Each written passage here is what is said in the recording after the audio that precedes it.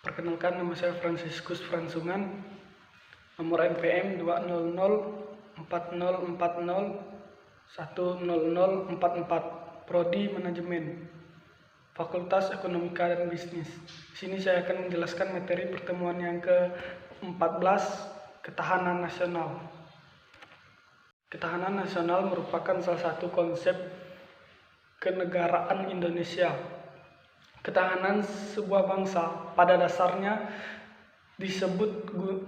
disebutkan guna menjamin serta memperkuat kemampuan bangsa yang bersangkutan, baik dalam rangka mempertahankan kesatuannya menghadapi ancaman yang datang dari luar maupun itu dari dalam negeri, yang mengupayakan sumber daya guna memenuhi kebutuhan hidup bangsanya tersebut. Istilah ketahanan nasional memang memiliki pengertian dan cakupan yang sangat luas. Sejak konsep ini diperkenalkan oleh Lembaga Pertahanan Nasional Republik Indonesia, Lemhanas RI, pada sekitar tahun 1960-an, terjadi perkembangan dan dinamika konsep ketahanan nasional sampai sekarang. Yang pertama, wajah ketahanan nasional Indonesia. Gagasan pokok dari ajaran ketahanan nasional adalah bahwa suatu bangsa atau negara hanya akan dapat mempertahankan kelangsungan hidupnya apabila negara mempertahankan atau bangsa itu memiliki ketahanan nasional. Ya, sesuai dengan pendapat yang telah kita bahas sebelumnya tadi, itu terdapat 3 pengertian ketahanan nasional atau disebut sebagai wajah ketahanan nasional. Itu yang pertama, ketahanan nasional sebagai konsep atau doktrin. 2. Ketahanan nasional sebagai kondisi. 3. Ketahanan nasional sebagai strategi, cara atau pendekatan. Ini akan melanjutkan pembahasan nama-nama rumusan yang mencerminkan masing-masing wajah ketahanan nasional itu. 1. TANAS sebagai strategi.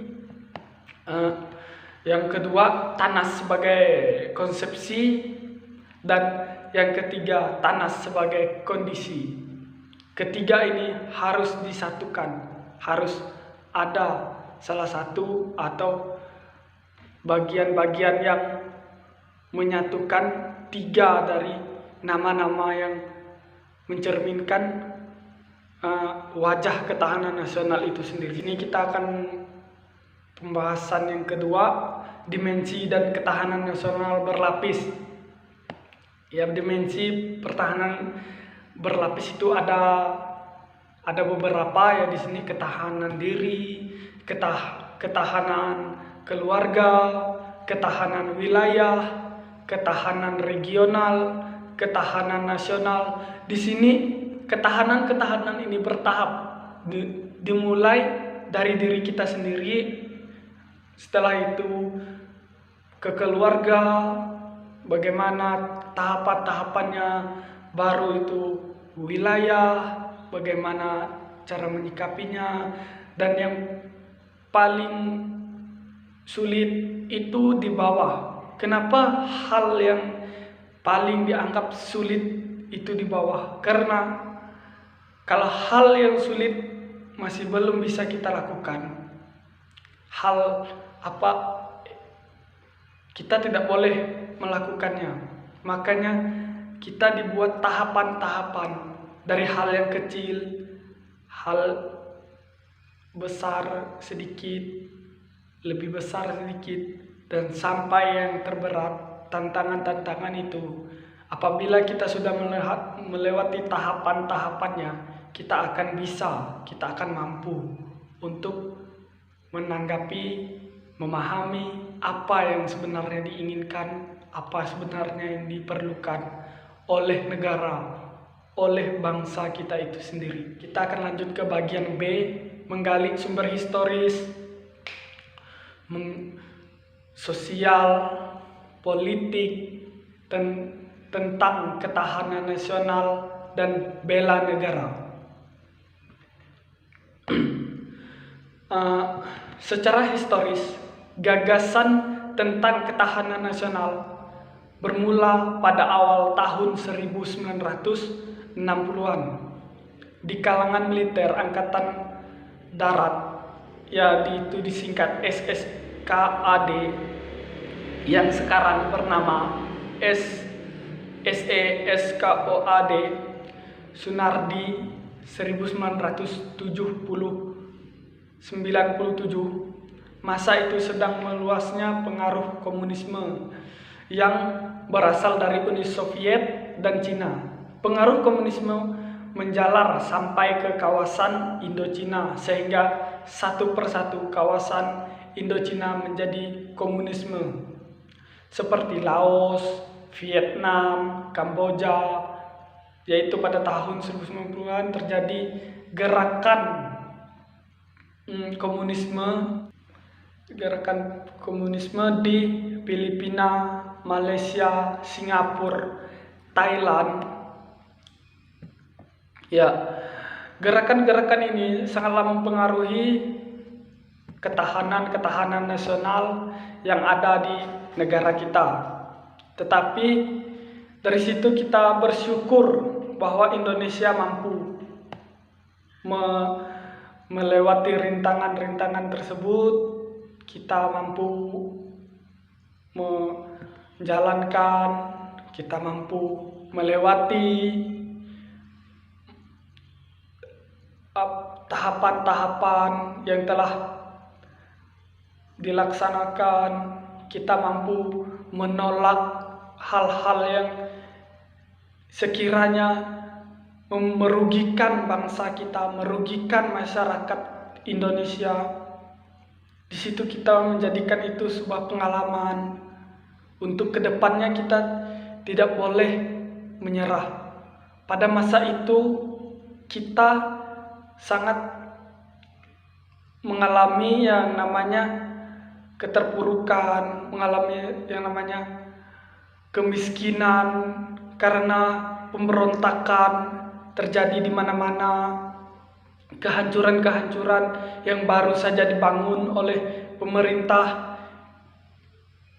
spontan dengan hancur begitu saja. Tetapi bangsa Indonesia, masyarakat Indonesia tidak mau diam dengan adanya gerakan-gerakan komunisme yang ada di Indonesia.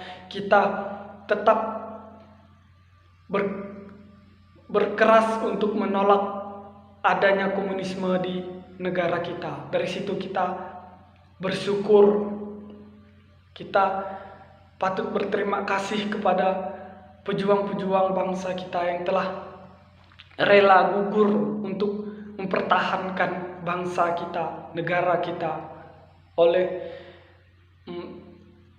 serangan-serangan dari dalam. Baik, kita lanjut ke bagian yang C, mendeskripsi esensi dan urgensi ketahanan nasional dan bela negara. Yang pertama, esensi dan urgensi ketahanan nasional, yaitu sudah dikemukakan sebelumnya, sudah kita ketahui sebelumnya, terdapat 3 cara pandang dalam melihat ketahanan nasional. Ketiganya menghasilkan 3 wajah ketahanan nasional, yakni ketahanan nasional sebagai konsepsi, ketahanan nasional sebagai kondisi, ketahanan nasional sebagai konsepsi atau doktrin. Ketiganya bisa saling berkaitan karena dikait oleh pemikiran bahwa kehidupan nasional, ketahanan nasional Indonesia. Dari sini kita ketahui, yakni ketahanan nasional dipengaruhi oleh 8 agatra sebagai unsurnya atau dikenal dengan nama ketahanan nasional berlandasan ajaran Agatra. Konsepsi ini selanjutnya digunakan sebagai strategi, cara atau pendekatan di dalam mengupayakan sebagai strategi, cara mengupayakan ketahanan nasional Indonesia. Kedelapan Agatra ini juga digunakan sebagai tolak ukur dalam menilai ketahanan nasional Indonesia sebagai kondisi. Esensi ketahanan nasional pada hakikatnya menghadapi adalah kemampuan yang dimiliki bangsa dan negara dalam menghadapi segala bentuk ancaman yang dewasa ini. Spektrumnya semakin meluas dan kompleks. Di sini kita akan melanjuti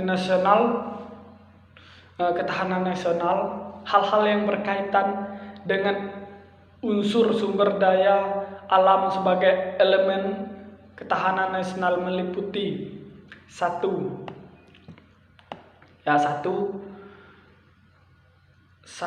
potensi sumber daya alam wilayah yang bersangkutan mencakup sumber daya alam hewani, nabati, dan tambang. Kedua, kemampuan mengeksplorasi sumber daya alamnya.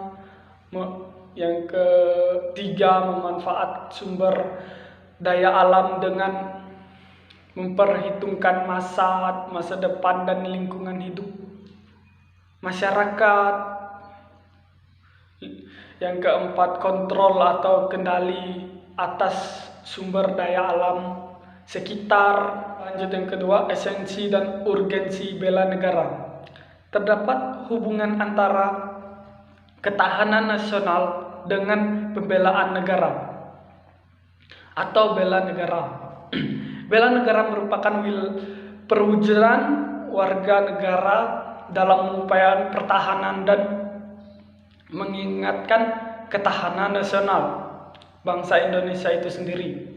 Keikutsertaan warga negara dalam upaya menghadapi atau mengulangi ancaman. Hakikat ketahanan nasional dilakukan dalam wujud upaya bela negara. Pada uraian sebelumnya telah dikatakan bahwa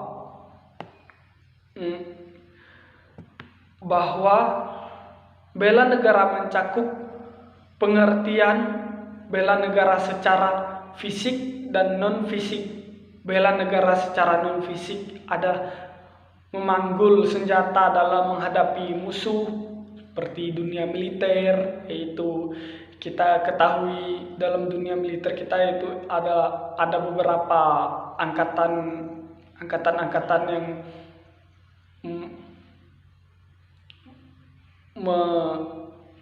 menguasai hal-hal seperti itu, contohnya TNI Angkatan Darat, TNI Angkatan Udara, TNI Angkatan Laut.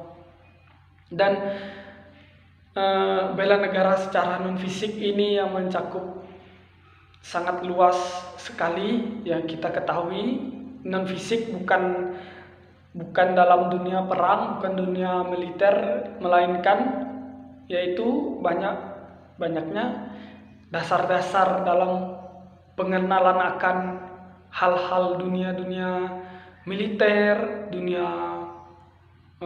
banyak ke bagian masyarakatnya, banyak kepedulian kita terhadap hal tersebut.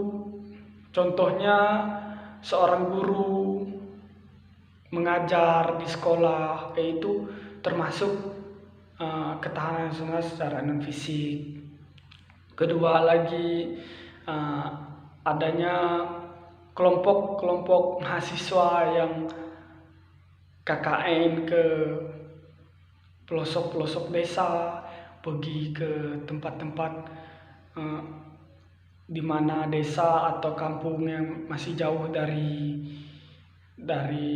kata layak, masih jauh dari pembangunan. Contoh aja di Papua, Kalimantan, itu masih sangat banyak sekali orang-orang atau masyarakat di sana, anak-anak di sana yang belum mengenal, belum mengetahui, bahkan bangsa mereka sendiri mereka tidak tahu. Contoh aja perbatasan Indonesia-Malaysia, mereka lebih mengenal mata uang Malaysia, mereka tidak mengenal mata uang Indonesia. Itu sangat disayangkan. Ya, itu harus diperjuangkan masyarakat Indonesia, yaitu salah satu membentuk bela negara secara non fisik. Kita pergi ke tempat-tempat yang belum terjangkau, kita lebih ke masyarakatnya, kita lebih peduli agar ketahanan nasional bisa utuh, bisa terjaga. Nah, ini kita lanjut ke bagian ketiga. Ini lebih ke non fisiknya lagi, karena di sebelumnya saya sudah menjelaskan yang fisik, dan saya lebih lebih ke penjelasan yang non fisik. Karena gimana ya, kita lihat di negara kita, kalau yang fisik itu sangat banyak yang minat, banyak yang mengetahui dunia-dunia yang secara fisik itu negara kita, orang-orang masyarakat kita sangat mengetahuinya, yaitu secara militer, polisi, angkatan-angkatan udara, angkatan laut, angkatan daratnya. Itu sangat, menurut saya sudah sangat luar biasa. Masyarakat Indonesia sangat bersemangat untuk bela negara dalam hal militer, dalam hal fisik. Tetapi secara non fisik masih banyak yang belum mengetahui, masih banyak yang belum paham. Bahkan mereka sudah melakukan hal yang secara non fisik, tetapi mereka tidak mengetahui bahwa mereka melakukan hal itu.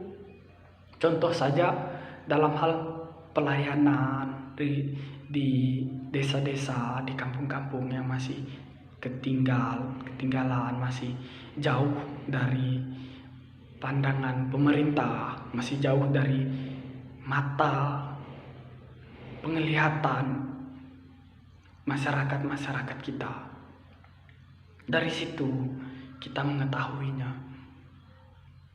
Tetapi saya bersyukur memiliki pemerintah yang pada saat ini ya sangat luar biasa ya, yaitu Bapak Jokowi. Dia sangat sanggup dalam hal ketahanan nasional, dalam hal non fisik. Kita sebagai bangsa Indonesia, orang-orang yang mengetahui, kita yang bermoral, memiliki jiwa kemanusiaan, kita harus selalu melirik, kita harus selalu menoleh kepada orang-orang yang tidak dipedulikan, yaitu orang-orang yang tidak dipedulikan. Mereka merasa mereka tidak dipandang. Maka dari itu, secara non fisik kita sebenarnya sudah melakukannya, tetapi kita tidak paham kita masuk ke bagian mana, kita melakukan apa.